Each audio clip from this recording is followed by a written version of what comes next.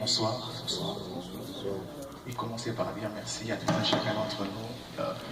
Il pleut à l'extérieur, mais vous avez pu trouver le temps de nous montrer votre amour, votre soutien. Et ça nous va droit au cœur. Nous voulons vraiment dire merci pour cela. Et sans plus tarder, je passerai à mon témoignage. Je n'ai rien préparé afin d'être spontané et de parler avec mon cœur.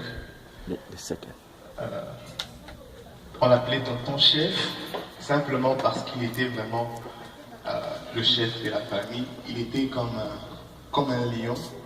Il avait une carrure de leadership. S'il y a quelque chose que je n'oublierai jamais de lui, c'est sa carrure d'un leader. Il savait, comme un lion, rugir, non pas pour faire peur ceux qui sont avec lui, mais afin de leur défendre. Il savait rire avec les moins âgés, mais en même temps savoir se faire respecter. Très souvent en Afrique, quand on rit avec les moins âgés, on dit oh, maintenant là c'est apparemment une porte ouverte afin de blaguer avec moi, de me manquer du respect. Mais lui, je ne sais pas comment il savait le faire. Il savait à la fois être responsable, un vrai leader avec sa carrure. Déjà, son apparence était, il était d'une posture si forte, il était élancé et costaud.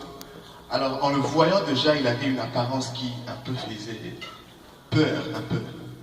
Et il avait aussi une voix qui était si grave, ayant plus d'autorité.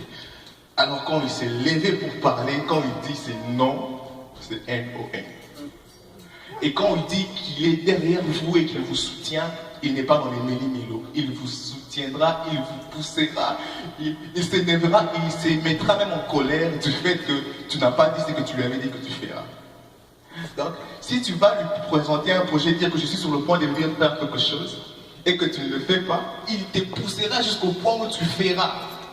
C'est à cause de ça qu'on l'appelait tonton chef. Et l'image que je garde de lui, c'est l'image d'un homme responsable. Il a pu gérer sa famille, il a pu gérer la grande famille en entièreté. De la famille où j'ai grandi, maman nous interdisait toujours de sortir dans la rue parce que les enfants de la rue étaient mal éduqués. Alors rarement nous allions passer les temps d'ailleurs même chez les membres des familles pour rester en vacances.